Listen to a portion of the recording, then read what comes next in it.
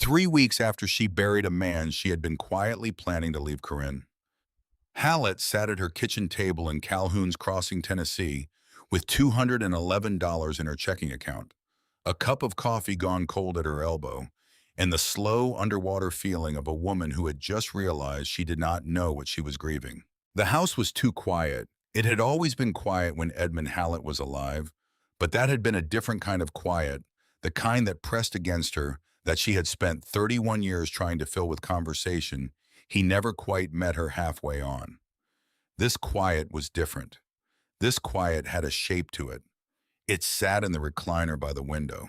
It stood at the kitchen counter where he used to make his coffee before she was up dark and strong. The smell of it, the first thing she registered every morning before she was fully awake. She had not made a full pot since the funeral.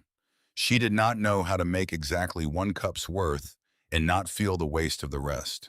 Edmund Hallett had been 59 years old when his heart stopped on a Sunday morning in March.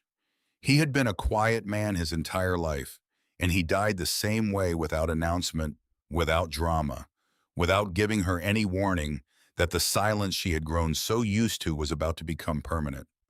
The man who found him called the county sheriff, and the sheriff drove out to Corinne's house on Dollar Street and told her that Ed had passed peacefully fast, the way the lucky ones go. She had pictured a riverbank. She had pictured a lawn chair and a fishing pole and a tackle box open in the grass beside him, because that was what he had told her every Sunday for 9 years when he climbed into his truck before she finished her first cup of coffee.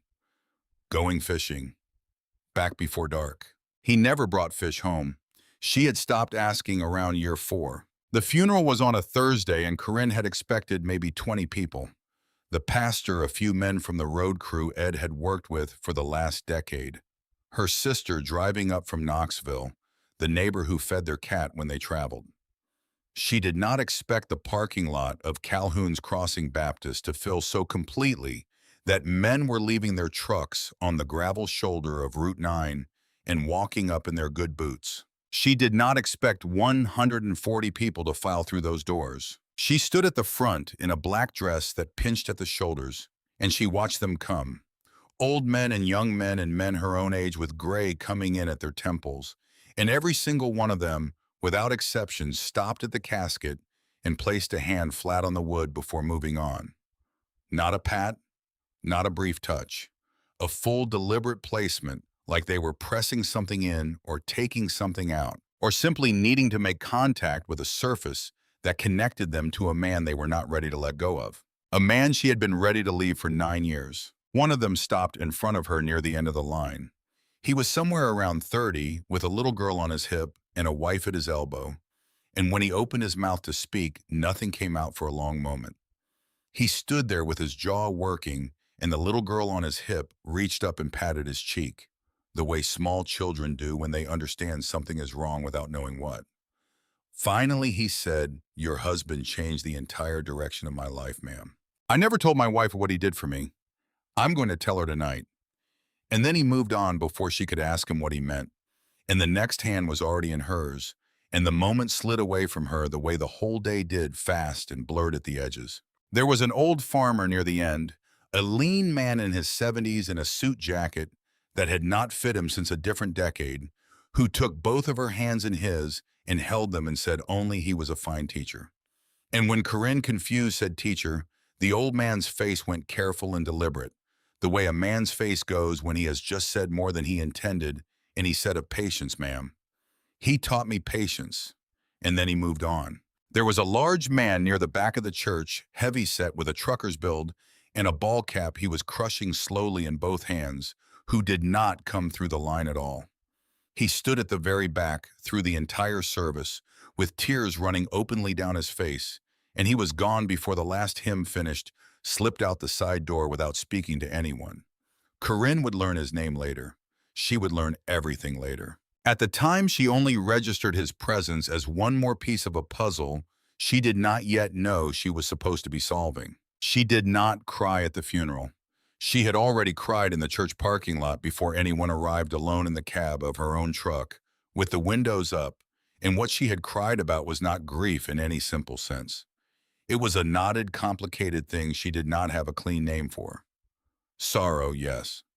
but also guilt, the guilt of standing at the grave of a man you had been quietly planning to walk away from, of realizing that the last real conversation you could remember having with him had been about the gutters needing cleaning, something routine, something she had half listened to while her mind was already somewhere else.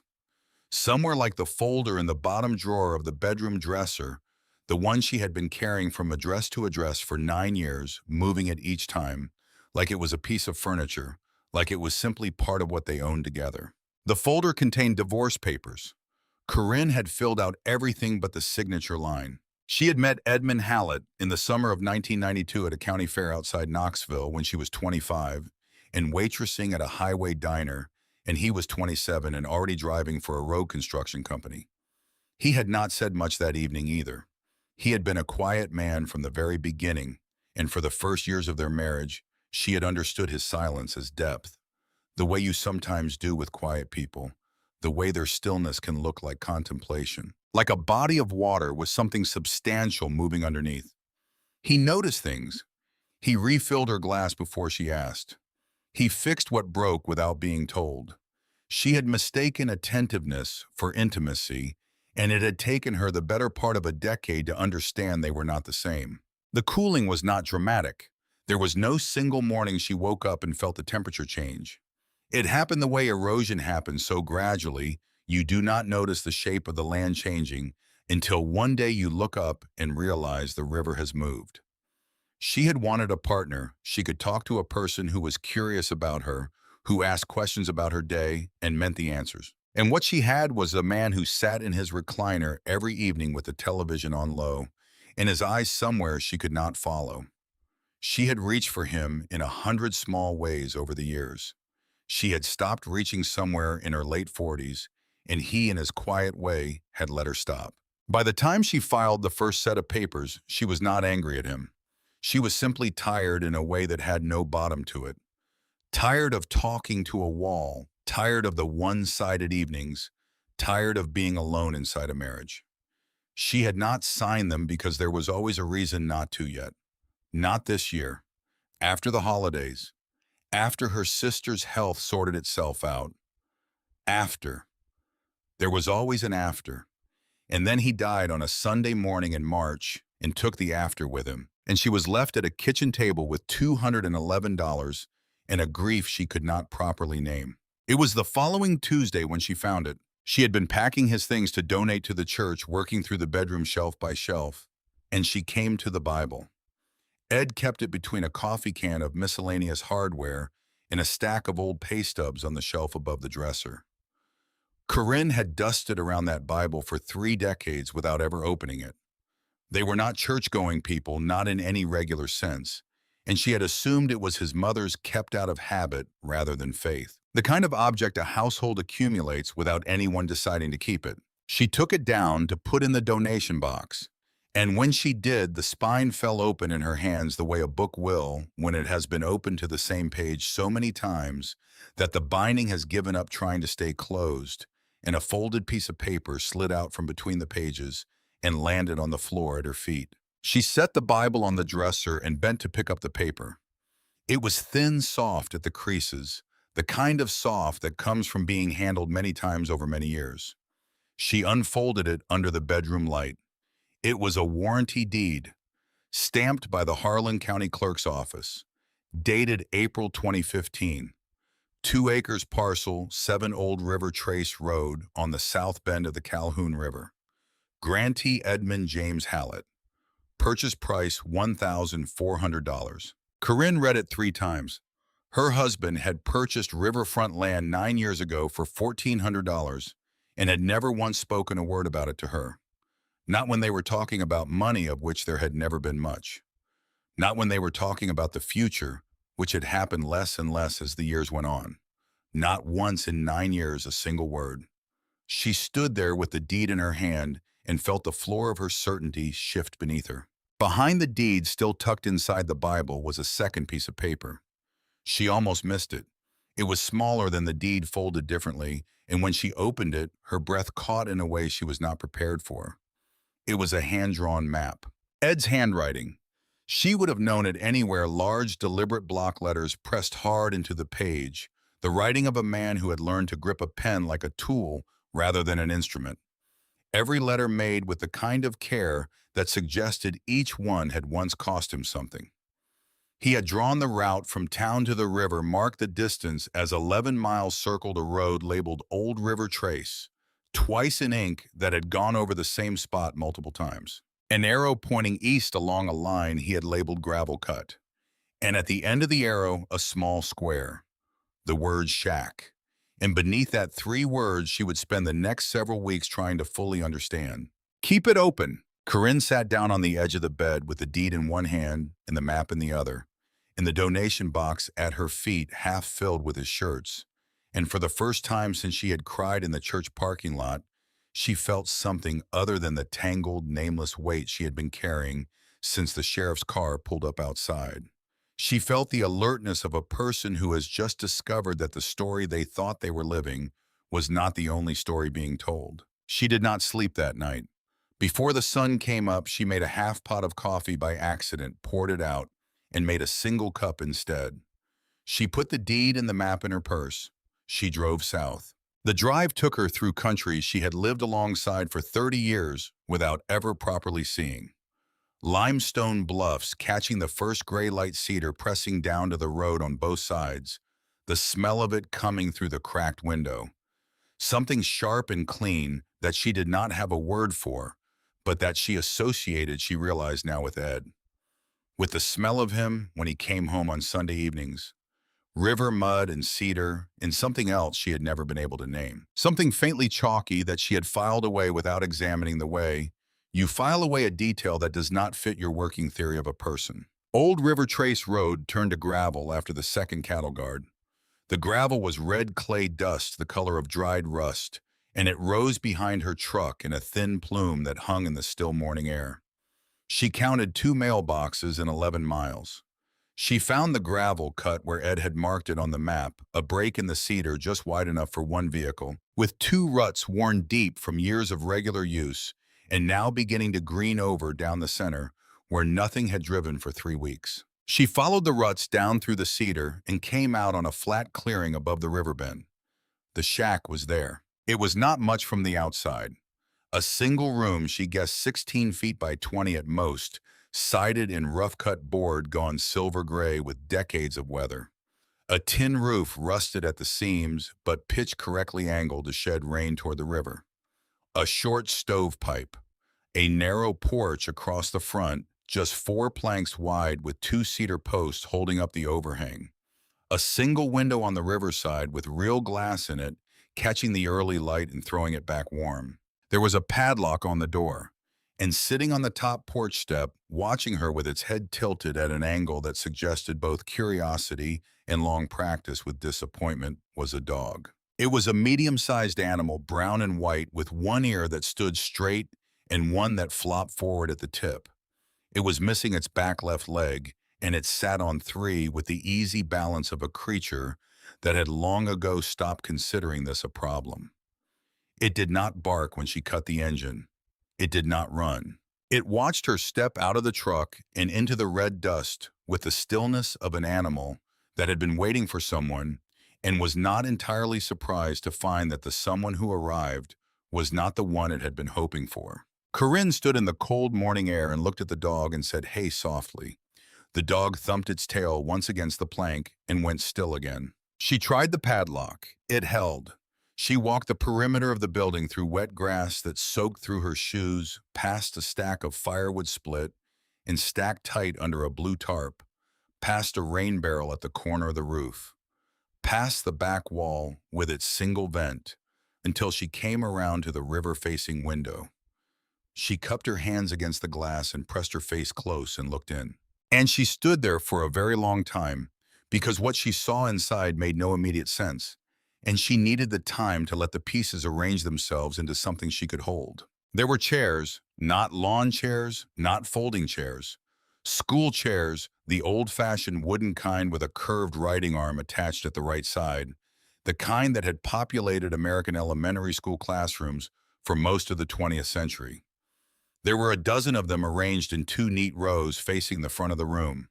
They had the worn, dark look of furniture that had been used regularly and with purpose. There was a chalkboard on the far wall, framed in oak real slate, the kind that had been removed from schools across the country when whiteboards came in, and this one had been found and installed here in a one-room cedar shack on a river bend in Tennessee with care and intention. Words were written on it in Ed's block capitals, large and deliberate, the quick brown fox. And beneath that, a column of words she could read from where she stood, thorough neighbor rhythm, Lieutenant February. The hard ones, the rule breakers, the words that did not behave the way the rules said they should. There was a floor-to-ceiling shelf along the left wall filled with books. Paperbacks, mostly some hardcovers, all of them with the slightly swollen look of volumes that have been through changes in temperature, been handled by many hands, been read and set down and picked up again. There was a small cast-iron wood stove in the right corner with a blue enamel coffee pot sitting on top of it. There was a desk at the front of the room, a simple wooden thing with a single drawer. And on the desk, a book lay open face down the way you set a book when you intend to come back to it. And beside the book, folded neatly, were a pair of reading glasses. Ed's glasses, the ones she had been told he was wearing when they found him. Corinne stood at that window with her hands cupped against the glass, and she looked at those glasses for a long time. The coffee pot, the chalk words on the board, the dozen worn school chairs in their two neat rows.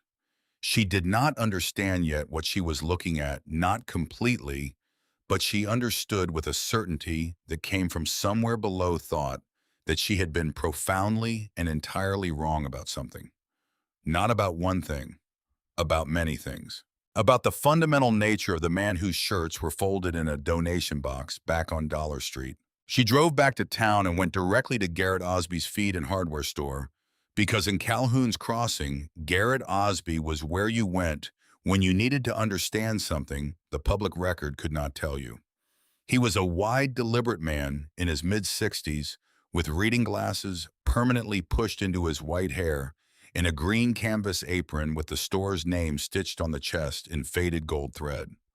He had known Ed since they were both young men working summer road crews, and he was as far as Corinne had ever understood the closest thing Ed had to a genuine friend. He looked up when this bell above the door rang, and when he saw her face, he came around the counter immediately. She put the deed on the counter. She told him what she had found at the river. She described the chairs and the chalkboard and the coffee pot and the glasses folded on the desk. She asked him in a voice that was steadier than she felt what her husband had been doing out there every Sunday for 9 years. Garrett looked at the deed. He looked at her. He reached up and removed his reading glasses from his hair and folded them carefully and set them on the counter in front of him with the deliberateness of a man who needs both hands free for what he is about to carry. He said, "You ought to sit down, Corinne. I'll make coffee." This is a long story, and it isn't mine to tell short. He pulled a stool around for her, poured 2 mugs from the percolator in the back room, set one in front of her, and stood with his hands flat on the counter. He said Ed couldn't read until he was 34 years old. Corinne stared at him. She started to say that's not, and then she stopped. Because in 31 years of marriage, she had not once seen Edmund Hallett read a book. She had not seen him read a magazine or a newspaper or anything longer than the back of a cereal box, which he held at arm's length and put down quickly. She had thought he wasn't interested. She had thought with the quiet cruelty that long marriages sometimes permit that he was simply not that kind of person. And the word for what she had thought, the word she could not quite bring herself to complete, sat in her chest now, like a stone she had been carrying for 30 years without knowing it was there. "He hid it from everybody," Garrett said. "From you most of all, I'd expect. That's how it works with men like Ed. The shame of it goes so deep you can't find the bottom. He left school at 15. His family needed him working. And he spent the next 19 years getting through his life on memory and shape and pattern. Road signs by their outline. Invoices by where the numbers fell on the page. He'd hand a delivery ticket to the quarry manager and say, 'Read that back to me, my eyes are bad.' And that man handed it back to him for 20 years and never once knew." Garrett turned his coffee cup in a slow circle on the counter. He said in 1999 there was an adult literacy program running one evening a week out of the public library in Millbrook about 40 miles from here. A retired school teacher named Sylvia Crane ran it on her own time volunteer, no charge. Ed drove there after work every week for 2 years without telling a single soul. Not me, not you, nobody. He sat down with Sylvia Crane, and he started at the very beginning in the same place they start with 6-year-olds, and he learned to read. He was 34 years old the first time he read a complete sentence out loud and knew every word in it. Corinne set her coffee mug down because her hands were not reliable. Garrett said I asked him once years later what those first nights were like. He said he drove out there shaking every single time for months. Said walking into that library felt like walking into a doctor's office when you already know the news is bad. Said he sat down across from Sylvia with picture books made for children and felt the shame of it so physically he could barely get his mouth to work. He told me he came within a breath of leaving the first night without reading a single word. He was already standing up, and then Sylvia set a card on the table in front of him with a picture of a cat in 3 letters underneath, and she said, "Just try it." Not like a teacher, like someone who had all the time in the world and genuinely did not mind however long it took. Garrett's voice slowed. He said Ed told him that the thing that kept him in the chair, the thing that changed everything, was that Sylvia never sighed. She never looked at him the way people had looked at him his whole life when they caught the edges of what he couldn't do. That careful blankness people get when they're trying not to show you they've noticed. She just waited. And when he finally sounded out the first word, even a small one, she said, "There it is." Quiet, like he'd done something real. And he told Garrett it had been so long since anyone told him he had done something that he'd have sat in that chair until midnight just to hear it again. 2 years, Garrett said. 2 years he drove 40 miles each way after 10-hour shifts. And when he finally read his first complete book on his own, he sat in his truck in the library parking lot for a long time before he drove home. He told me he didn't cry. He said he was too tired to cry. But he said something shifted in him that night that never shifted back. Like a door he'd kept locked for 34 years had come open, and now that the air was moving through, he couldn't figure out how he'd lived so long in a room with no windows. Corinne sat on the stool and looked at the grain of the counter and said nothing. Garrett said after he could read, he read everything. He made up for time the way men like Ed do, without saying much about it, just quietly and constantly borrowing books from Sylvia from the library, from anyone who'd lend them. And he spent the next 14 years thinking about the men he knew who were living the way he'd lived, faking it, terrified, carrying it alone. He knew they were out there. He knew how they looked. He knew what their eyes did when someone handed them a form to fill out in public, the way they'd go still for just a second before they recovered and said their glasses were in the truck. In the spring of 2015, Garrett said Ed bought 2 acres on the river bend for $1,400 because it was cheap and private, and because a man who had spent his whole life hiding something understood that the men he wanted to reach would need a place to come where nobody could see them from the road. He built the shelves himself. He found the school chairs at an estate sale. He got the chalkboard from a church that was remodeling. And he started telling certain men quietly, one at a time men, he'd identified the way you identify these things when you've lived it yourself, that there was a place on the river if they needed it. Sunday mornings, no cost, no names outside the room. He told their wives and anyone else who asked that he was going fishing. Corinne said, "How many?" Garrett thought about it for a moment, turning his mug. He said, "I couldn't tell you the exact count, but I know he kept a book, wrote down every name and the date they read their first complete book on their own. He had a name for that day. He called it the day the lights came on. He used to say, 'I just want to be there the day the lights come on.'" Corinne drove back out to the river. This time Garrett gave her a key from the hook behind his register, because it turned out that half the men in Calhoun's Crossing carried a key to that padlock, and Corinne had been the only person connected to the building who did not know it existed. This was the fact that went through her on the drive back out, not like a knife, but like a slow tide, like something rising like water finding the low places in a floor. She had been married to this man for 31 years.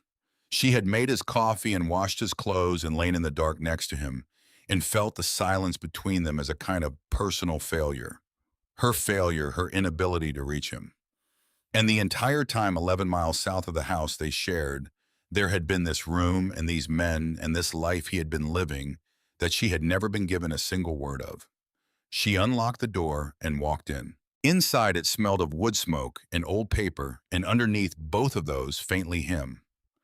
That combination she had spent 31 years breathing in when he came through the door on Sunday evenings, and which she now understood for the first time, was the smell of chalk dust and cedar and river air and old books, and the specific quality of a room where men had been sitting very still and working very hard at something frightening and important. Deacon followed her in and went directly to the space under the desk, turned twice and lay down with his chin on his front paws, and she understood from the ease of it that this was exactly where he always slept. She walked the rows.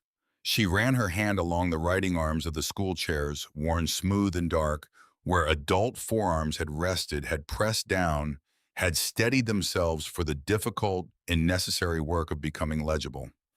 She stood at the chalkboard and read the words Ed had last written there, the quick brown fox at the top, every letter of the alphabet present, and below it the list of difficult words. Thorough, neighbor, rhythm, the ones that broke the rules. The ones he would have walked someone through patiently one more time, however many times it took. She picked up the book from the desk, a thin paperback, a children's chapter book about a boy and a horse. Inside the front cover, in a man's uncertain hand, the words, "For Ed's class." Below the title page, a slip of paper marking the place 2/3 through. On the slip, written in handwriting, she did not recognize unsteady but deliberate Ed. I finished it. The whole thing by myself. Ledger Mays. The man who had found him, who had stood at the back of the church in a crushed ball cap with tears running down his face and left before the final hymn. He had driven out on that last Sunday not to fish. He had driven out to read his teacher the last page of his first finished book, and he had found the teacher already gone, slumped over this desk, glasses on book, open, the light still on. The drawer at the bottom of the desk was stuck. She worked it open with both hands, the wood swollen from river humidity, and inside, beneath a box of chalk and a dog-eared attendance sheet, was the ledger. A hardback composition book, the black and white marbled kind, the cover gone soft and dark at the corners from years of handling. She carried it to the nearest school chair and sat down the chair exactly the right size for an adult who was learning something from the beginning, and she opened it. The first page in Ed's block capitals, Hallett's Sunday School, started April 2015. Below that, 4 lines he had written and underlined. 1, anybody can come. 2, nobody gets laughed at. Ever. 3, you don't tell nobody who you saw here. 4, we start at the start. No matter how old you are. Then the names began. Amos Whitfield. Came June 2015. Lights on March 2018. Note in Ed's hand, oldest student, yet age 71. Cried when he read the newspaper out loud. Said he'd been pretending 50 years. Ledger Mays. Came January 2016. Lights on September 2018. Note drove 4 hours round trip every Sunday for 2 years and never missed one. Birch Tolliver. Came March 2019. Lights on November 2019. Note youngest yet. 26. Wanted to read to his baby girl. Did it before she was 2. Page after page after page. 41 names, 41 dates. 41 notes in Ed's careful hand, each one marking the specific human fact of the day: someone stopped being afraid. And then in the last several pages of the book, scattered among lesson plans and word lists, something she had not expected. Sentences that were not about the men at all. They were practice. Ed had been practicing his own writing the way he had taught his students to practice theirs. And what he had been practicing over and over, crossed out and begun again, was a letter. To her. Corinne, there is something I've been meaning to tell you for 9 years, and I don't know how to start it. Crossed out. Corinne, I know you think I've got nothing to say. That's not exactly right. It's more that. Crossed out again. Dear Corinne, I am not a man who has been easy to know. I understand that. What I want to say is, and again a few pages on the handwriting, steadier the letters, more sure of themselves, like a man who has been practicing long enough to feel the pen begin to become an extension of the hand rather than a foreign object. Corinne, by the time I get the nerve to hand you this, I want it to be written good enough that you'll see I meant every word. So I am practicing. A man taught me that you can learn anything at any age if you are not too proud to start at the start. I should have told you this years ago. Every Sunday I drove out here, I was thinking I would come home and finally tell you what I... And there it stopped. Mid-sentence. The last entry in the book written in the weeks before March, in the steadiest hand of all the attempts, the hand of a man who had finally been getting somewhere. It stopped because he had run out of Sundays. Corinne sat in the wooden school chair with the composition book open in her lap, and Deacon warm against her foot, and the river moving gray and patient past the window, and she cried in a way she had not permitted herself since the parking lot 3 weeks ago. Not for the man she had been married to and thought she knew. For the man who had spent 9 years driving 11 miles every Sunday to turn the lights on in other people, who had been teaching himself at 59 years old how to write a love letter worthy of the woman he had spent 31 years failing to reach and who had not gotten there in time. She had been so certain. That was the thing that hollowed her out most completely. Not that he was gone, that she had been so certain she knew what the silence meant, and she had been wrong about it from nearly the beginning, and she had spent 9 years with a folder in a drawer getting ready to leave a man who was 11 miles away every Sunday turning lights on. She sat there until the river light shifted and the cedar smell came through the open window, and Deacon stirred under the desk and put his chin on her knee.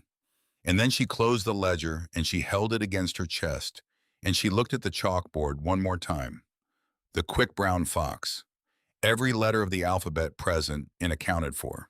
She did not know yet what she was going to do. She did not know yet about the man who would come up the gravel, cut in a white SUV, with dealer plates and a real estate company magnet on the door, or what he would want, or what it would cost her to say no. She did not know yet about the 41 men who would come to stand on the narrow porch with their caps in their hands, or what they would tell her, or what it would feel like to hold all those pieces of Ed at once and finally see the whole shape of him. She only knew sitting in the school chair in the morning light with the ledger against her chest, and the three-legged dog warm at her feet, and the smell of wood smoke and old paper, and him soaked into every board of this room, that the 3 words on the map were not a mystery anymore. Keep it open. It was not an instruction left for a stranger. It was written by a man who knew his wife, who had watched her for 31 years, even when she thought he wasn't paying attention, who understood something about her that she had not yet understood about herself. He had been counting on her to find it. He had been counting on her to know what to do. Corinne drove home from the river that evening with the ledger on the passenger seat and the key to the padlock in her coat pocket. She made dinner she did not eat. She sat at the kitchen table until the windows went dark and the house made its familiar sounds around her, the furnace cycling on the refrigerator's low hum, the creak of the third porch step that Ed had been meaning to fix since 2019. She listened to all of it differently now. Not as the sounds of a quiet life she was preparing to leave, as something else entirely. She did not go to the dresser drawer. She left the folder where it was and went to bed and lay in the dark, listening to the house settle into silence. And for the first time in longer than she could measure, the silence did not feel like accusation. She made up her mind sometime before dawn. She had no plan yet, no clear sense of what keeping it open would require or what she herself was capable of. She only knew that the 3 words on the map were not a wish. They were a directive, and that a man who had spent 2 years driving 80 miles round trip after 10-hour workdays to sit across from a patient woman with a stack of picture books had not left that directive casually. He had written it in hard block capitals, pressed into the page with the same force he brought to everything he had ever committed himself to, and she was not going to let it sit there unmet. What she needed first was Sylvia Crane. Garrett had given her the name on her first visit to the feed store. Sylvia Crane, he'd said, 83 years old, Millbrook retired school teacher, still alive, still sharp as a new blade. She had been Ed's teacher in 1999. She had sat across from a terrified 34-year-old man and said, "There it is," when he read his first word, and she had meant it like it was something real. Corinne needed to know how she had done that. Not the technique of it, the interior of it. She needed to understand what it felt like from the inside to sit with someone in the specific vulnerability of not knowing a thing the world had decided they should already know, and to make them feel, despite that vulnerability, that they were not diminished by it. Nobody told her to go. Garrett did not suggest it. She simply woke up on a Thursday morning, found the address in the county directory at the library, and drove 40 miles south to Millbrook, with the windows cracked and the heater running and the radio off because she needed the quiet to think in. Sylvia Crane lived in a small white house on the south side of Millbrook, with a yard so full of bird feeders that the sound of it reached Corinne before she was fully out of the truck. A constant layered conversation of wrens and chickadees in something lower and more deliberate she could not identify. The woman who answered the door was small and erect, with white hair cut close and pale blue eyes that assessed Corinne with the calm precision of someone who had spent decades making accurate judgments about what people needed and how much time they had to give it. She said, "You must be Ed Hallett's wife. Come in. I'll put water on." The inside of the house smelled of books and something herbal, rosemary or thyme, and every flat surface held either a plant or a stack of paper or a bird-related object. A carved wooden cardinal on the windowsill, a watercolor of a heron above the mantel, a field guide left open on the kitchen table. Sylvia moved through it all with the easy authority of a woman who had arranged her world exactly as she wanted it and saw no reason to apologize for any of it. She poured tea and sat across from Corinne at the kitchen table and folded her hands in her lap and waited, which was Corinne would come to understand simply what Sylvia did. She waited. She had the patience of someone who had sat with frightened people for 60 years and had learned that what most frightened people needed most was simply a person who was not in a hurry. Corinne told her what she had found: the deed and the map and the ledger and the 41 names, the unfinished letters at the back of the book. She told her about the school chairs and the chalkboard and Ed's reading glasses folded beside the open book on the desk. She told her about standing outside in the wet grass and looking through the window and not being able to make sense of what she was seeing. She told her about the folder in the dresser drawer and the 9 years and the not yet and the after that never came. Sylvia listened to all of it without interrupting once. When Corinne finished, Sylvia was quiet for a moment. She turned her teacup in her hands, the same slow circling motion Garrett had made with his coffee mug, and Corinne understood it was something people did in this part of Tennessee when they were choosing the right words, some local habit of deliberation she had never noticed before.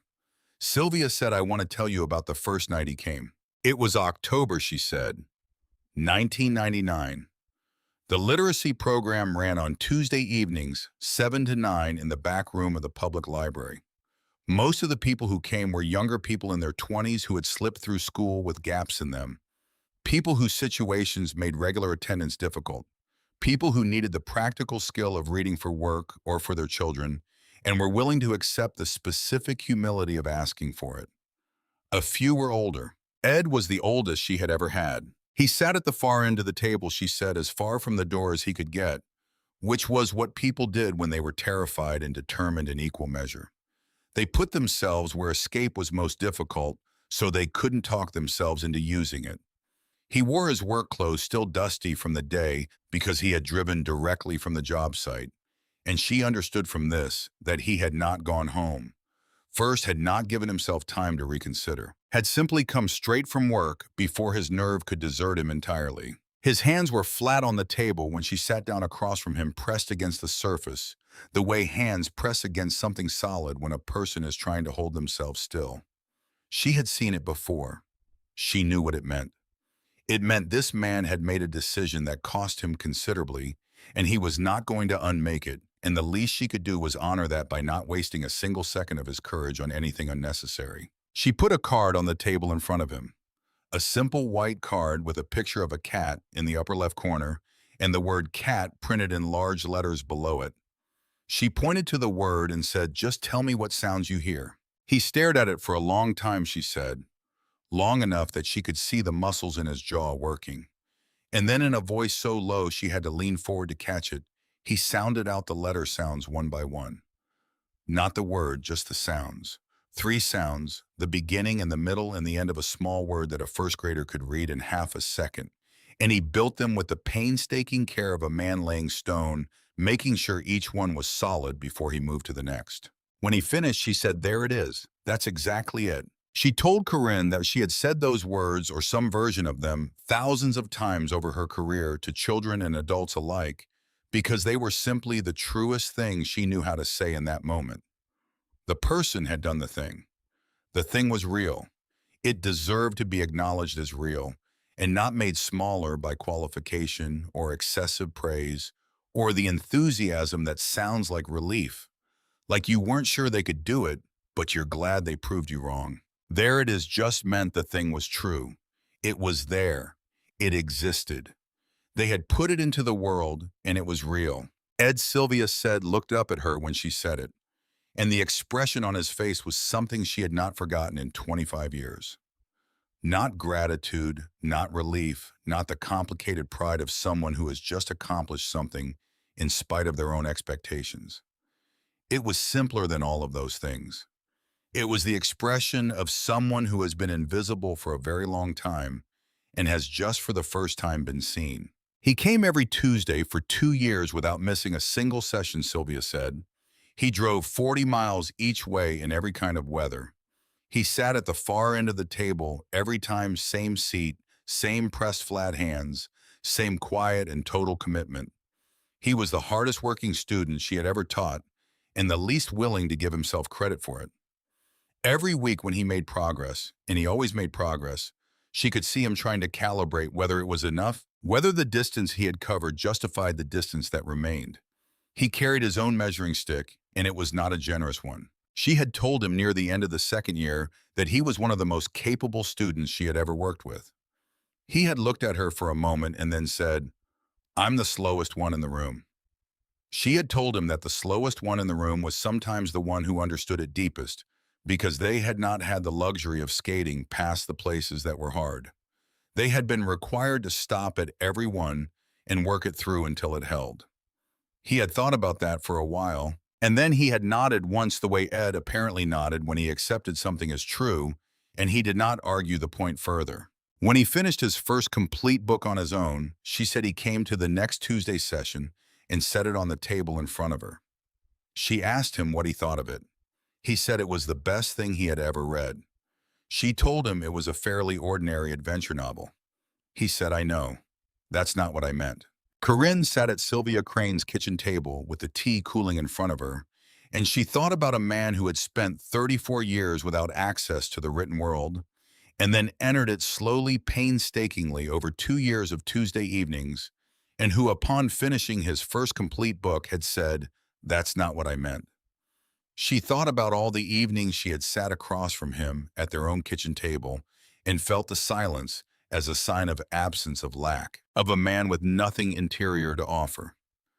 She thought about how much it was possible to be wrong about a person you had slept beside for 3 decades. Sylvia said, "I want you to know something about why he built that school, because I think you may believe it was simply about paying back what he'd been given. And that was part of it, certainly. But that wasn't the whole of it. When he told me a few years after he'd started the Sunday sessions about what he was doing out on the river, he said something I have thought about many times since. He said, "Miss Sylvia, I spent 34 years believing I was less than other men because I couldn't do a thing they could do. I know that's not rational. But shame isn't rational. It lives in the body, not the mind. It lives in the hands that press flat on the table." He said the only thing that addresses shame in any useful way is being in a room with another person who carries the same shame and watching the lights come on for them. Because when you watch it happen for someone else, you understand finally that the shame was never about the truth of who they are. It was always about what they were taught to believe. And once you see that clearly in another person, you cannot unsee it in yourself. She walked Corinne to the door when it was time to go. And on the threshold, she took Corinne's hand in both of hers, the grip of someone who had held many hands in many difficult moments and knew the difference between holding on and holding up. She said, "Your husband was not an easy man to know. I understand that. But I want you to understand what you are dealing with now with that school, with those men, with what he built. He built it out of the specific material of his own worst experience. He took the thing that had caused him the most damage and he turned it inside out and used it to help other people. That is not a common thing. That is not something most people are capable of doing or willing to try. She let go of Corinne's hand. She said, "Keep it open." Corinne drove home through the same limestone and cedar country, and this time the quiet in the truck did not feel like something missing. It felt like something that needed to be held carefully, the way you hold something breakable when you finally understand its value. She was 4 miles from home when the decision arrived fully formed and unambiguous, the way the most important ones sometimes do. Not as a question she needed to consider, but as something she already knew and was simply now catching up to.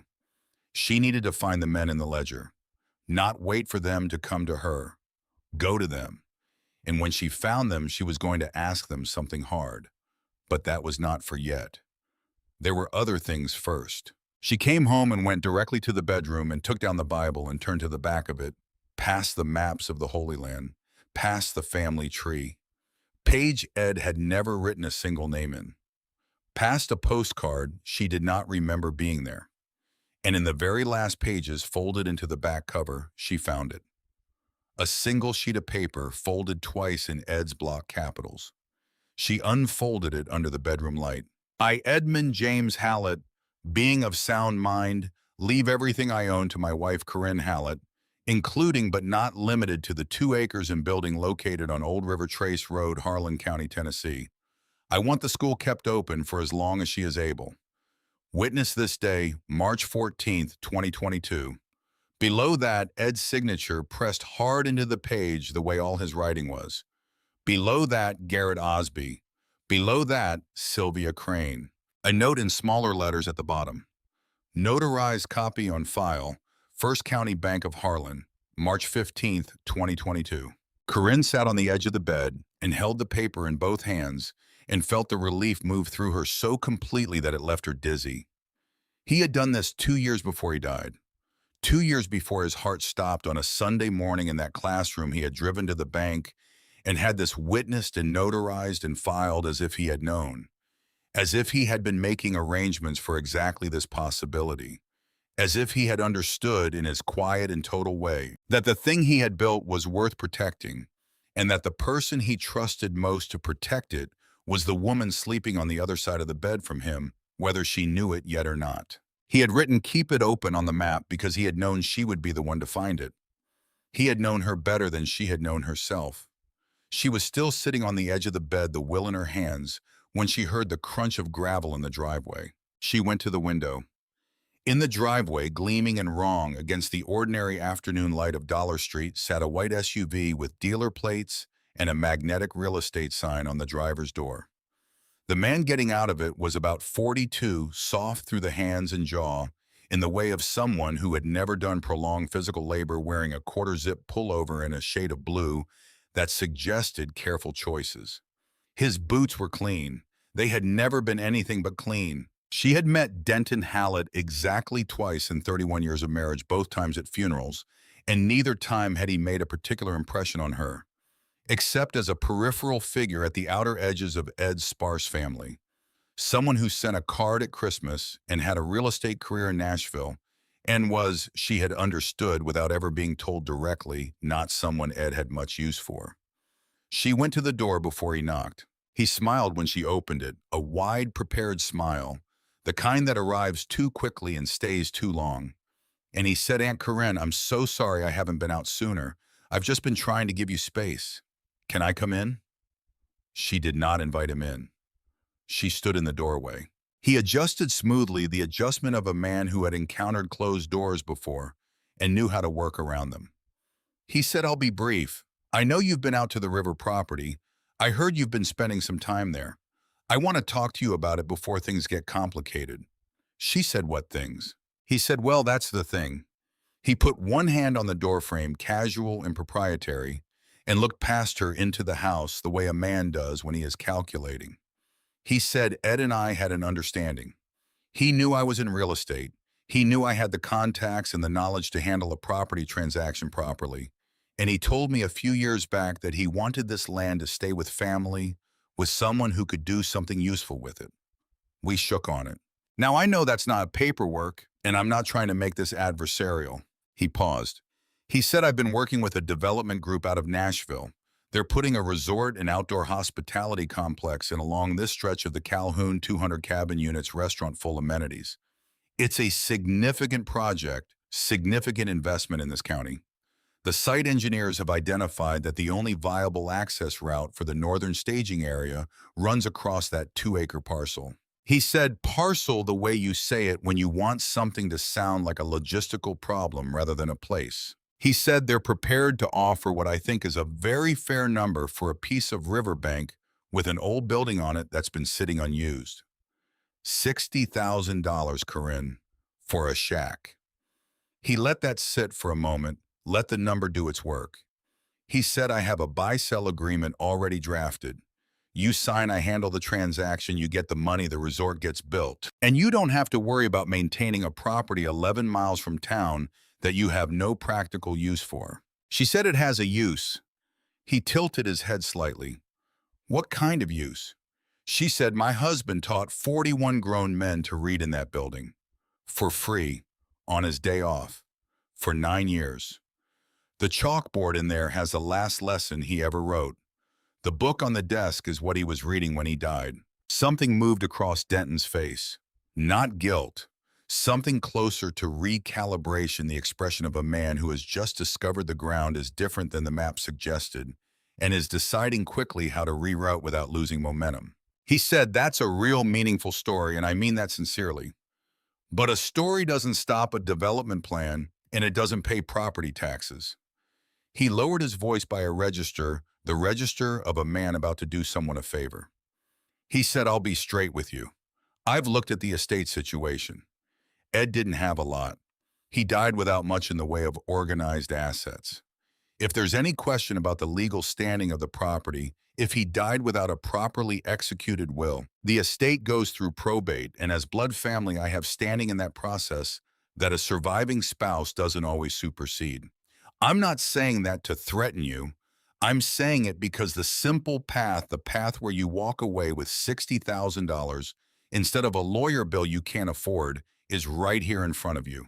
He reached into his jacket and produced a folded set of papers, set them on the doorframe between them. He said, think about it.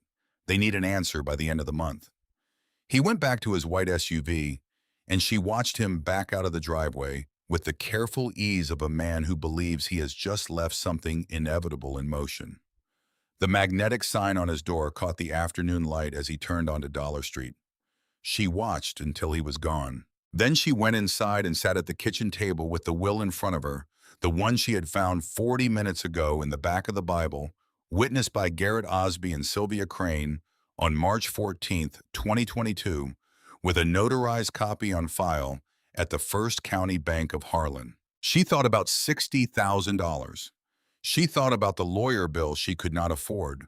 She thought about the 31 years of habit she carried, the deep groove of going along, of not making the fight, of sliding things to the front of the drawer and telling herself not yet. She felt the familiar pull of it, the persuasive logic of the easier path. The voice that said, you are 57 years old and you have $211 and you have been alone for 3 weeks, and this is not a battle you are equipped to win. Then she thought about a 34-year-old man pressing his sweating hands flat against a library table in the town of Millbrook, 40 miles from everyone who knew him, in a room full of picture books meant for children, deciding whether to stand up and walk out before anyone found out what he could not do. She thought about him choosing to stay. She thought about him making that choice week after week for 2 years with no guarantee it would amount to anything, because the alternative was remaining exactly as afraid as he had always been. She put Denton's papers on the counter under the fruit bowl unread. She picked up the phone and called Garrett. He said one word when she told him about the visit. Denton. The way you say a word when it confirms something you have long suspected. Then he said Ed had a will, Corinne. I know it for a fact. I'm one of the witnesses. She told him she had found it. The silence on his end lasted several seconds, and in it, she could hear the quality of relief that comes when a person has been waiting for someone else to find the thing they hoped they would find. He said, "Good. That's real good. You take that to the courthouse tomorrow morning and get a copy on record, and then you call Denton back and tell him to speak with your estate attorney." She said, "I don't have an estate attorney." He said, "You don't need one yet. You just need to say the words. Trust me on that." She did not sleep well that night, but it was a different kind of sleeplessness from the previous weeks.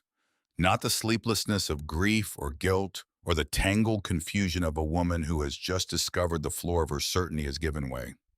It was a sleeplessness of someone who is preparing, who is organizing what she knows and what she does not know, and deciding what the next necessary thing is. By morning, she knew what it was. She needed the men from the ledger, not to feel better, not to be comforted or surrounded by people who had loved Ed, though all of those things were happening anyway, peripherally, in the form of casseroles left on the porch and cards in the mailbox.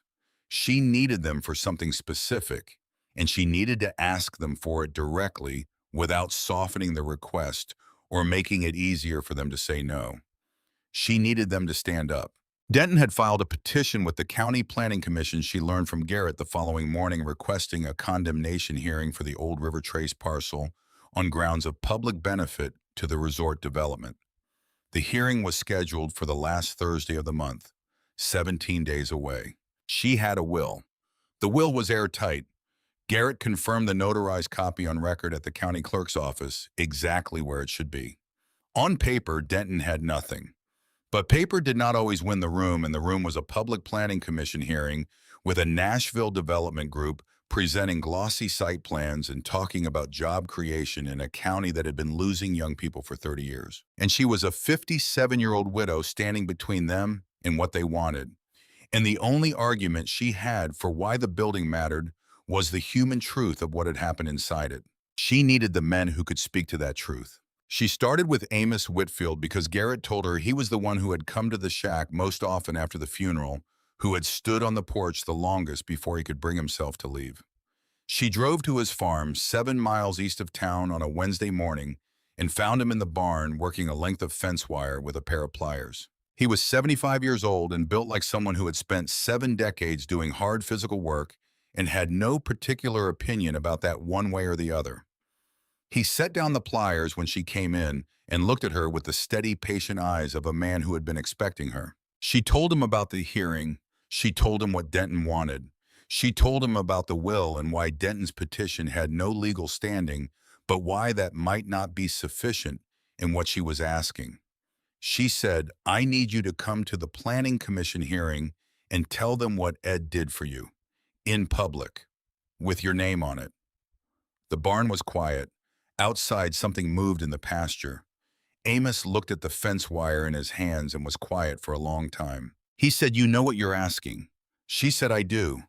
He said, "I hid this thing for 50 years. My wife, my children. People I've known my whole life in this county. None of them know." She said, "I know." He looked at her for a long time then, not sizing her up. Something more like recognition.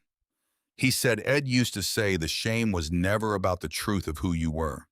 He said it was always about what you'd been taught to believe. He said once you saw that clearly in another person, you couldn't unsee it in yourself." She said, "Yes, that's what Sylvia told me too." He nodded slowly once the way Ed apparently nodded when he accepted something as true, and she felt something move in her chest at the recognition of it. He said, "I'll come.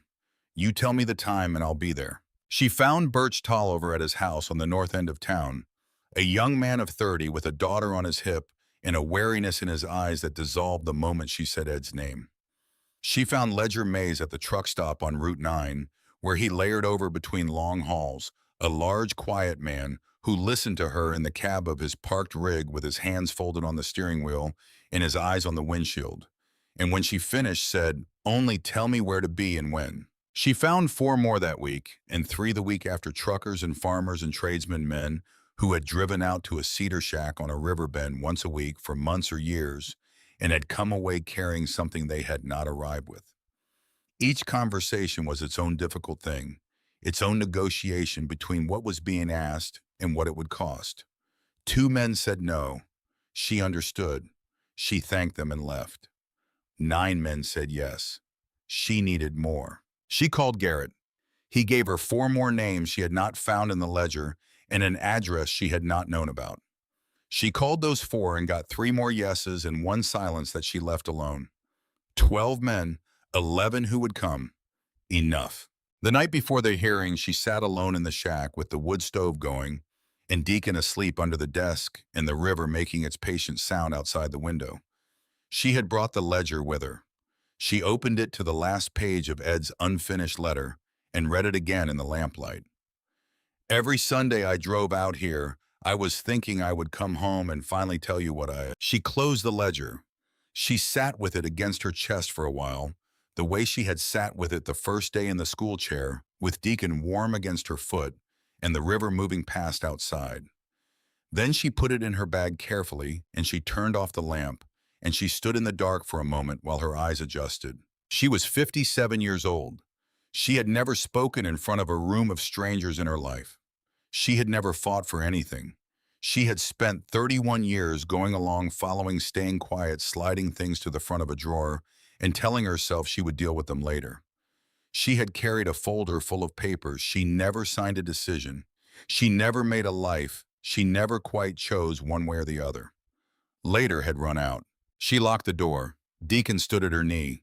The river moved past in the dark, heading south toward where the development group's resort would eventually stand a mile downstream, which was fine, which was its own thing, entirely separate from this 2 acres in this building and the 41 names in the composition book she carried. She drove north through the cedar and limestone, and somewhere in the middle of those 11 miles she stopped, being afraid, or rather she stopped letting the fear make the decision.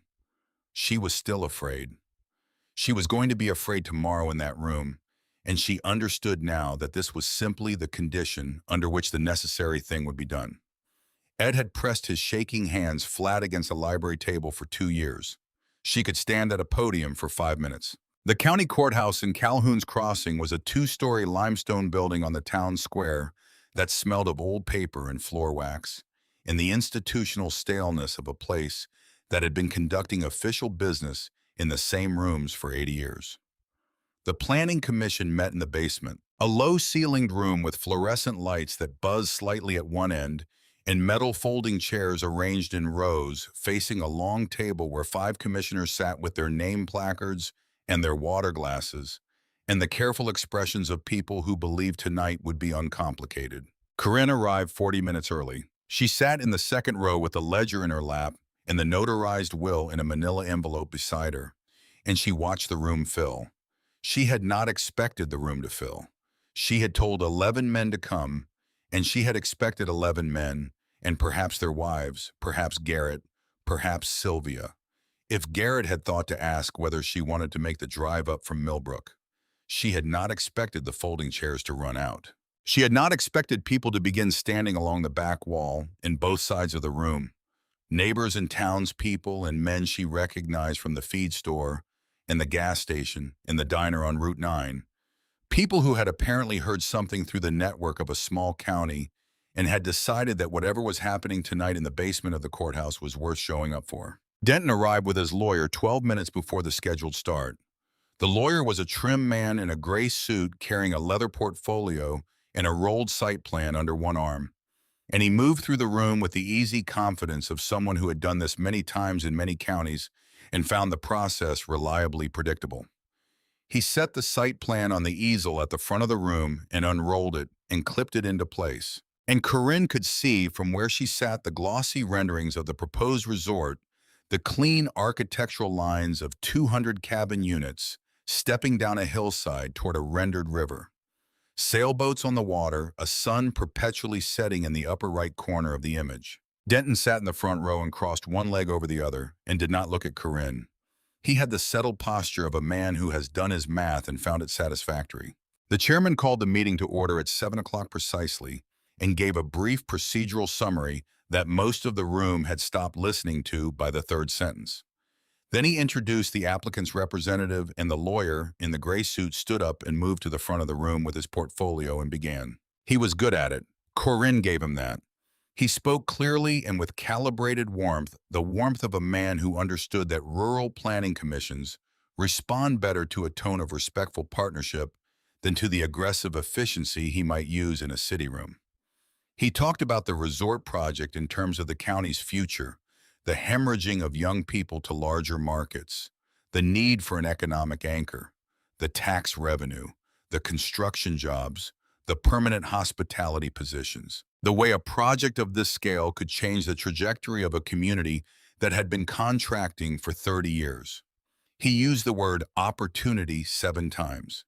He used the word partnership 4 times. Then he turned to the matter of the parcel. He described it as a 2-acre plot of undeveloped riverfront with a single outbuilding of no historical designation, no commercial value, and no active use. He noted that the property had been identified by the site engineers as the only viable corridor for the resort's northern access road, and that without this corridor, the project's northern phase could not be built as designed. He spoke briefly about the legal process of eminent domain condemnation for public benefit, which he described as a straightforward and well-established mechanism for exactly this kind of situation. He sat down. The commissioners were nodding. The chairman looked out at the room and asked in the tone of a man who expects no answer whether anyone wished to speak in opposition to the application. Amos Whitfield stood up. He was 75 years old, and he moved like it carefully and with deliberate economy, the way men move when they have learned that the body has a budget and unnecessary expenditure is foolish. He wore a clean-pressed shirt, pale blue, with a collar button he had fastened all the way up, and he carried in one hand a folded section of newspaper. He walked to the small podium with the microphone, and he set the newspaper on the surface, and he smoothed it flat with the palm of one hand slowly, deliberately the way you smooth something you have been waiting a long time to be able to touch. He adjusted the microphone. He looked out at the room. He said, "My name is Amos Whitfield. I'm 75 years old, and I've farmed in Harlan County my whole life. My father farmed here and his father before him. I went to school in this county until I was 14 years old, and then I went to work, and I did not learn to read properly before I left." The room was quiet. He said, "I hid that fact for the next 50 years. From my wife, from my children, from every person in this county who thought they knew me. I built a whole life around not being found out, and I was good at it because shame makes you creative in ways that nothing else does. A man will do remarkable things to protect a secret that he believes would destroy him if it came to light."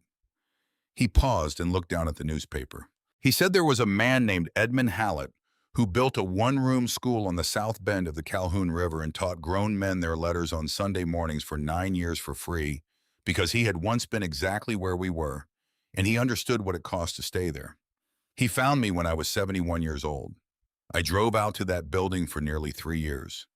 He never once made me feel less than what I was. He never sighed. He never hurried me.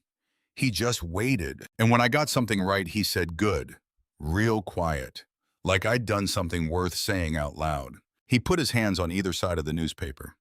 He said, "I would like to read you something." And then Amos Whitfield, 75 years old, bent his head and read aloud from the newspaper. A short article about a county high school baseball team's regional playoff run.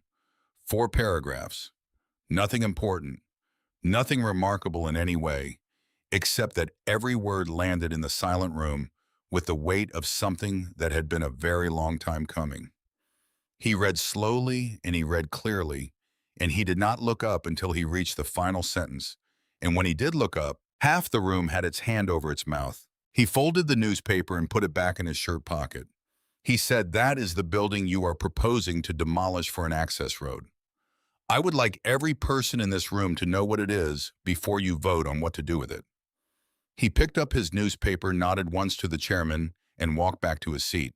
The room made a sound that was not quite anything, not applause, not murmur, something lower and more collective than either of those things, something that passed through the people standing along the walls and sitting in the metal chairs like a current through water.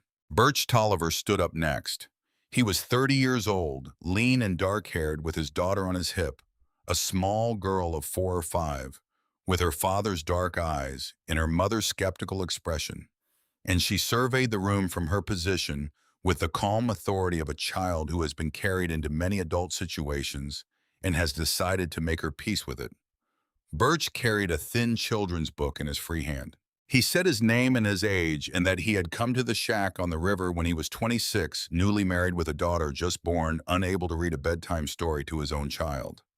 He said he had made up words off the pictures for 6 months before someone told him about Ed Hallett, and that the shame of making up words to his baby daughter's books had been the specific thing that finally drove him to make the drive out to the river on a Sunday morning with his heart in his throat. He held up the book, a small paperback with a rabbit on the cover. He said, "Ed sat with me for 9 months. He never told a soul. The day I read this book to my daughter by myself, she was 14 months old. She couldn't understand the words yet. She didn't need to." He looked down at the girl on his hip, and she looked back at him with complete composure. He said, "She hands me books every night now, and I read her the real words. That is the building you want to put a road through." He sat down. Ledger Mays stood up third. He was a large man, broad through the chest and shoulders, with a trucker's unhurried quality of movement, the ease of someone accustomed to long distances, and the patience they require. He did not carry anything to the podium. He stood there for a moment looking at the room, and when he spoke, his voice was low and even and entirely steady. He said, "I'm the one who found Ed Hallett on the morning he died. I had driven out to the shack to read him the last page of the first book I ever finished on my own. I had been his student for 2.5 years. I wanted to read him that last page in person because I thought he deserved to hear it. I found him at his desk with his glasses on and the book open in front of him, and a look on his face that I have thought about every day since March. He was gone already. But he looked like a man who had just heard something good." He paused. He said, "I want every person in this room to understand what you would be running a road through. Not a shack, not 2 acres of river access. The place where a man who had been living in the dark his whole life was finally given light and then spent the rest of his life making sure other men got the same thing. There is no version of progress worth enough to justify putting a road through that." He sat down. And then the others came, one after another, steadily, without theater, without performance. 11 men in total standing at the small podium under the fluorescent light in the basement of the Harlan County Courthouse, and saying the thing they had carried in silence for decades, and then demonstrating simply and without embellishment. The thing that had been given to them in a cedar room on a river bend by a quiet man with a chalkboard and a coffee pot and a composition book in which he wrote down the day the lights came on for each of them. A mechanic who had run a transmission shop for 30 years without being able to read a work order, read aloud from an automotive repair manual slowly, every technical term correctly sounded, and when he finished, he looked at his hands, the way men look at things that have carried a secret for a long time. A farmer in his 60s read 3 verses from a Bible his mother had given him 40 years ago. A young man barely out of his 20s read the front page of that morning's newspaper from beginning to end, including the weather forecast and the commodity prices. And when he reached the end of it, he simply looked up and said, "I couldn't have done that 2 years ago." The room was completely silent between each speaker. Not the silence of people being polite, the silence of people who have just understood something they had not understood before and are sitting with the weight of it. The marina lawyer in the gray suit had stopped looking at his site plan somewhere around the third speaker. His portfolio was closed on his knee. He was looking at the floor with the careful expression of a man who has just realized that the room he walked into is not the room he prepared for. Denton Hallett in the front row had gone the color of old ash. He was very still. He had walked into this room with a condemned parcel and a Nashville lawyer and 30 years of sales experience. And he was sitting now in a room that had just turned that condemned parcel into the most important building in the county, one testimony at a time, and there was not a single thing in his considerable professional toolkit that addressed the situation. After the 11th man sat down, the room held its silence for a moment that felt longer than it was. The chairman looked at his notepad. He looked at the other commissioners. He looked at the lawyer in the gray suit, and then he looked away from the lawyer in the gray suit. He said, "Is there anyone else who wishes to speak before the commission deliberates?" Corinne stood up. She carried the manila envelope and the ledger, and she walked to the podium, and she set both of them on the surface, and she stood there for a moment and looked at the room. 130 people, maybe more. Garrett near the back with his reading glasses pushed up into his white hair. Amos in the third row with his newspaper back in his shirt pocket and his root-knuckled hands folded in his lap. Birch with his daughter asleep on his shoulder now, the girl's dark head heavy against his neck. Ledger sitting very straight, watching Corinne with an expression she recognized from somewhere and then placed it, was the expression Ed had in the one photograph she had of him from early in their marriage. Not happy exactly, something more specific than happy, the look of a person who is exactly where they are supposed to be. She took the will from the manila envelope and held it up. She said, "My husband owned this land free and clear, and he left it to me in writing, witnessed and notarized and on file at the Harlan County Clerk's office, with one instruction." She set the will on the podium. She picked up the ledger and held it so the room could see the cover, the worn marbled black and white of it, the corners gone soft and dark from years of handling. She said, "This is the record my husband kept of every man who came to that building. 41 names. Beside each name, 2 dates, the day they arrived and the day the lights came on." She opened it to the back pages. She did not read from them. She simply held the book open so that the people in the front rows could see the pages, see the block capital handwriting, see the lines crossed out and begun again. She said, "These last pages are letters my husband was writing to me. He never finished them. He was still practicing when he died. He had been teaching himself at 59 years old how to write me a letter good enough to deserve me." She paused. She did not look at the ledger. She looked at the room. She said, "You want to run a road through the place where my husband learned how to say he loved me." She let that sit in the room the way the silence between the testimonies had sat, heavy and clear and demanding to be held. She said, "I will not sign. I have a will, and I have 41 names, and I have 11 men who just stood up in front of this county and told you what that building is. Route your road somewhere else." She picked up the ledger and the envelope, and she walked back to her seat. The commissioners deliberated for 11 minutes. The vote was 4-1 in favor of denying the easement application and recommending the parcel for county historical designation. The one dissenting vote came from the commissioner on the far left, who had been looking at his phone throughout most of the testimonies. Denton left before the vote was announced.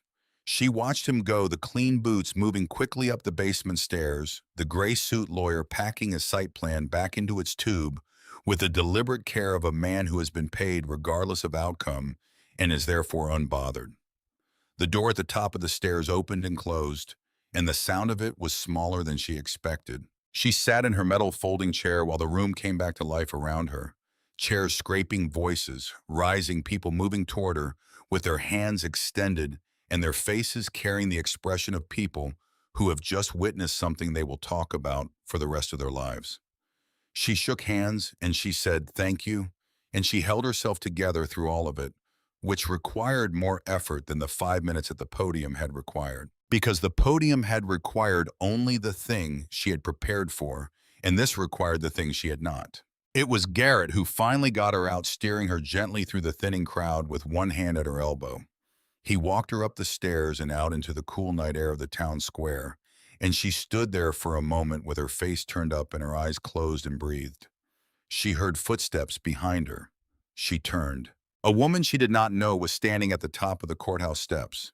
She was perhaps 65, small and spare with white hair and the patient, composed expression of someone who has come to deliver something and intends to do it properly. She was holding an envelope. She said, "You're Corinne Hallett." Corinne said yes. The woman said, "My name is Vera Pruitt. My husband was Clarence Pruitt. Ed came to our house every Sunday for the last 4 months of Clarence's life, when Clarence couldn't drive anymore, when he couldn't get out to the river." She stopped. She steadied herself in the way people steady themselves when they are carrying something heavy and have been carrying it for some time. She said Clarence was dying, and the thing that was eating at him, the thing he could not make peace with, was that he had never read the Bible his mother gave him. 60 years he'd had it. Couldn't read a word of it. So Ed drove out to us every Sunday for those 4 months and sat at our kitchen table and helped Clarence read it.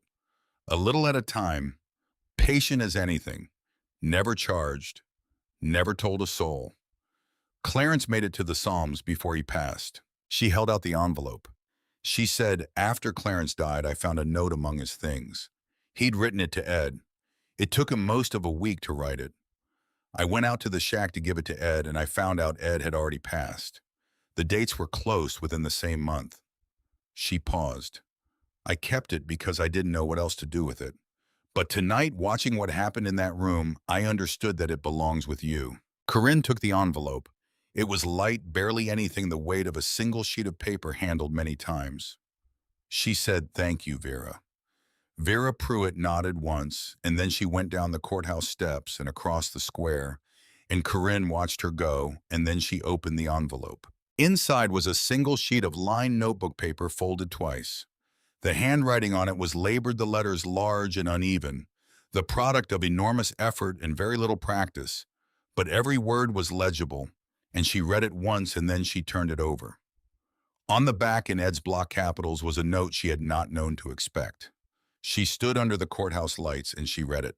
It said, "Corinne, if you find this, you already know. This is why I drove out every Sunday. I was practicing the whole time, not just reading, you." She stood very still for a long moment. Around her, the square was emptying cars pulling out of their spaces, headlights sweeping across the limestone facade of the old buildings.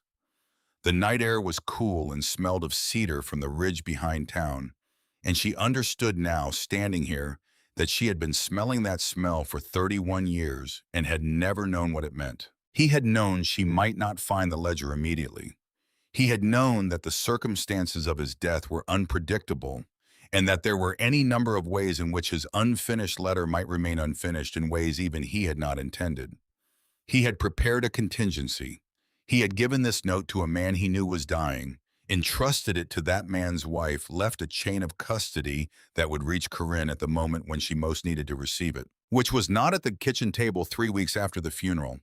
Raw and disoriented, but here tonight, after she had done the thing he had believed she was capable of doing. He had known her better than she had known herself, and he had arranged his faith in her accordingly. She folded the note and put it back in the envelope, and put the envelope in the pocket of her coat next to the key to the padlock. Garrett drove her home. She did not talk much on the way, and he did not require her to. A week later, Denton called. She let it go to voicemail.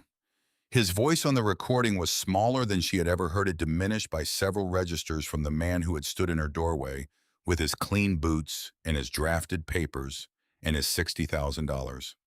He said only, "I didn't know what it was. I want you to know that.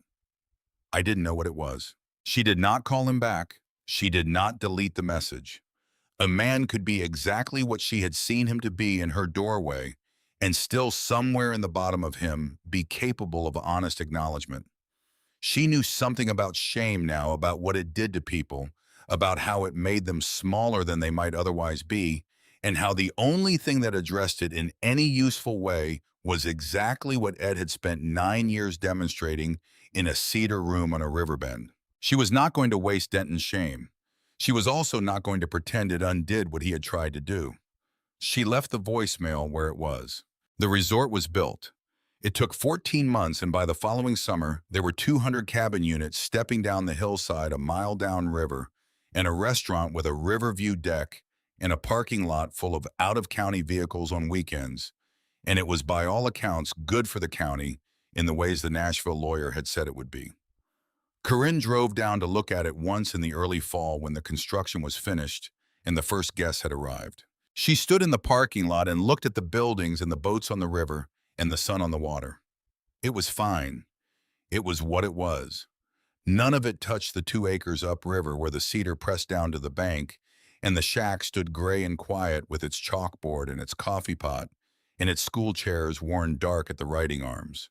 The county put up a historical marker at the entrance to the gravel cut on Old River Trace Road. Brown metal, modest, the kind that people drive past without reading. It said, "Hallett Sunday School established 2015, Edmund J. Hallett educator." Most of the resort guests who drove past it on their way to the cabin check-in never gave it a second look. This would have suited Ed perfectly, and Corinne knew it, and the knowledge was a small, warm thing she carried. She restarted the Sunday sessions in April. She had talked to Sylvia about method to Amos, about the specific texture of a room full of frightened men to Ledger, about what it felt like to be on the other side of the desk. She had read everything in the shack's bookshelf twice, and she had made notes in the margins of a new composition book she bought at the hardware store, the same black and white marble kind Ed had used, because it seemed right to continue in the same format he had established. She was not a natural teacher, not in the beginning. She was too quick, too ready to complete a sentence when a student hung on a word, too inclined to let the silence become uncomfortable before she had the courage to let it breathe. She had to learn patience the way Ed must have learned it one frustrated Sunday at a time, by sitting on her hands figuratively and sometimes literally and simply waiting for the word to arrive in the student's own time and in the student's own mouth. She learned that the river window was not for the view. She had thought it was in the beginning, had thought it was one of Ed's small aesthetic choices to give the room something to look out at while the hard work happened. Then she sat through her third Sunday with a 50-year-old electrician named Dawes, who looked out that window every time his eyes got wet, turning his face to the river for 10 or 15 seconds before he turned back to the page, and she understood. The window was not for the river. It was for the 10 or 15 seconds when a grown man needed somewhere to direct his face while he recovered his composure without having to explain why he needed to. Ed had put it there on purpose. Ed had put everything in this room on purpose. In June, a man named Waverly Dunn came. He was 48 years old, a roofer heavy-set with hands that had been making contact with rough surfaces his entire adult life. He came 3 Sundays in a row before he said more than 10 words total, and then on the 4th Sunday, he settled into the chair across from Corinne and said, "I have a daughter in 8th grade who's been reading my mail to me for 2 years without saying anything about it. I need to fix that." She sat with Waverly Dunn for 4 months. He worked hard and he was not quick, and she learned sitting across from him that the speed of the thing was irrelevant, had always been irrelevant, that the only meaningful measure was whether the lights came on, and that when they came on in exactly the same way, regardless of how long the dark had lasted. The day Waverly finished his first complete book, a short novel about a man building a boat, she knew before he reached the last page that he was going to get there. She could hear it in the way his voice had changed over the months, the way it moved through a sentence, now with the ease of someone who had stopped dreading the next word and started trusting it. When he turned the last page and read the last line and closed the book and sat there quietly for a moment, she said nothing. She waited, and when he looked up, she said, "Good. That's it exactly." He came the next Sunday and told her that he had read his daughter's last 2 report cards at the kitchen table out loud while she sat across from him. He said she had not said anything for a while after. Then she had said, "Dad, I've been waiting for this." He told Corinne this in a voice that required several stops and starts to complete, and she kept her face still and her voice low the way Sylvia had taught her without knowing she was teaching her. And when he finished, she said only, "That's real good. That's exactly what it's for." In September, she found the folder. She had been cleaning out the last of the bedroom drawers. The deep lower drawer she had been avoiding since March, the one under the winter sweaters she only wore twice a year. And there it was, exactly where she had left it. 9 years old, the edges of the papers soft from handling the creases in the documents, deep and permanent, from being folded and unfolded and refolded so many times. Everything filled out but the signature line. The document of a decision she had been carrying for 9 years without ever quite making. She sat on the edge of the bed for a long time. She thought about all the things she had believed when she first put the papers in this drawer, and all the things she now understood had been wrong. She thought about the cruelty of having been right about some things, that Ed had been difficult to know, that the distance between them had been real, that the years of one-sided evenings and half-listened conversations had constituted a genuine and legitimate loneliness. And wrong about the most important thing, about what the silence meant, about what lived behind the closed door. She had been right that the door was closed. She had been wrong that it was empty. She drove out to the shack that evening. She put the folder on the desk next to Ed's reading glasses that she had never moved and never would. She opened the wood stove and she laid the papers in one by one, the petition and the affidavits and the financial declarations and the carefully organized documentation of a life she had nearly chosen, and she watched each page catch and change and become something else. She did not feel triumphant. She did not feel guilty. She felt the quiet relief of setting down something she had carried so long that she had stopped noticing the weight of it, the way you don't know how tired your arms are until you finally put the thing down and feel the blood come back. Deacon watched her from under the desk with the long-suffering patience of a dog who has observed human behavior long enough to find most of it unremarkable. She closed the stove. She sat down in the school chair behind the desk. Ed's chair, the chair she had made her own over the past months, without quite deciding to, and she opened the ledger to the last page. She found the place where Ed's final unfinished letter stopped mid-sentence in the steadiest handwriting of all his attempts. Every Sunday I drove out here, I was thinking I would come home and finally tell you what I... She uncapped the pen she had brought. She thought about what to write for a long time. Outside, the river moved south in the early dark, carrying the cedar smell through the window she had left open, and Deacon's breathing under the desk was the only sound in the room. She thought about Sylvia Crane's kitchen and the bird feeders and the hands folded in the lap of a woman who had all the time in the world. She thought about Amos Whitfield in his clean-pressed shirt, smoothing the newspaper flat with his palm at the podium. She thought about Birch Tolliver's daughter asleep on his shoulder with her dark head heavy against his neck. She thought about Vera Pruitt on the courthouse steps with her envelope and her composed, careful face. She thought about a 34-year-old man sitting at the far end of a library table with his sweating hands pressed flat against the surface, deciding whether to stay. He had stayed. She put the pen to the page. She wrote Corinne Hallett, kept it open, started teaching April 2025.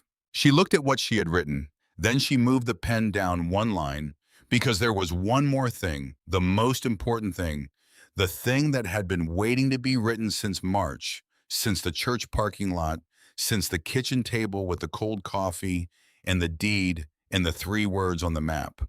She wrote, "I know what you were going to tell me, Ed. I found it in every name in this book. I should have looked sooner. I'm looking now." She closed the ledger and set it on the desk beside the folded reading glasses. She capped the pen. She sat for a moment in the school chair in the quiet room, and the river moved past outside in the dark, and the cedar smell came through the open window, and Deacon lifted his head from the floor and set his chin on her foot, which he had done every Sunday since March without being invited to and without needing to be. She turned off the lamp. The room went dark except for the light coming through the river window, the ambient light of a clear autumn night over open water, enough to see by, if you knew where things were, which she did. She locked the door and stood on the porch for a moment with the key in her hand and Deacon at her knee and the river below them in the cedar dark on both sides. The resort was a mile downstream, its lights reflecting off the water in a way that was actually quite beautiful from this distance, warm and scattered. Nothing like what she had imagined when she first heard the proposal in a basement room under fluorescent lights. It was its own thing. It existed in its own mile. This mile was this mile, these 2 acres, this building, this porch, this dog, this night. She drove north through the cedar and the limestone 11 miles home, with the heater making its familiar rattle and the ledger on the passenger seat and the envelope in her coat pocket with Ed's last note to her, the one he had trusted to the right hands at the right time, the one that had arrived exactly when it was supposed to. The house on Dollar Street was dark when she got home.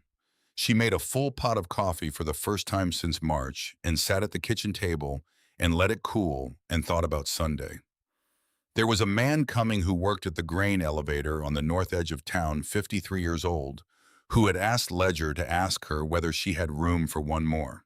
She had said yes. She always had room for one more. She thought about all the things she had been wrong about and all the things she had been right about, and the long, inexact work of understanding a person you have lived beside for 31 years. The way that understanding turns out to be not a destination, but a practice. Something you return to, something that is never finished. Something that requires you to keep showing up on the days when it is hard, and on the days when you are afraid, and on the days when the silence feels like nothing, and on the days when you begin finally to understand that the silence was never nothing. The coffee cooled in the cup. The house was quiet, a different quiet from March. The third porch step creaked once in the settling night and then went still. The refrigerator hummed. The furnace cycled on and ran its course and cycled off. She was 57 years old, and she was not too proud to start. She had started in April, and she would start again next Sunday, and the Sunday after that, 11 miles south, in a room that smelled of wood smoke and old paper and chalk, with a chalkboard on the far wall, and a composition book on the desk, and a three-legged dog asleep underneath it, and the lights would come on the way they always came on. In that room, one person at a time, slowly, and then all at once. And she would be there when they did. She had been wrong about almost everything that mattered. She had been given by a folded deed in a Bible she had never thought to open, the rarest thing a person ever receives. Not a second chance to know someone she had lost. Something more than that. A second chance to become the person he had always believed she was. The person who would find the map. The person who would drive 11 miles before sunrise. The person who would unlock the door and walk in and sit down in the chair and begin. The person who would keep it open.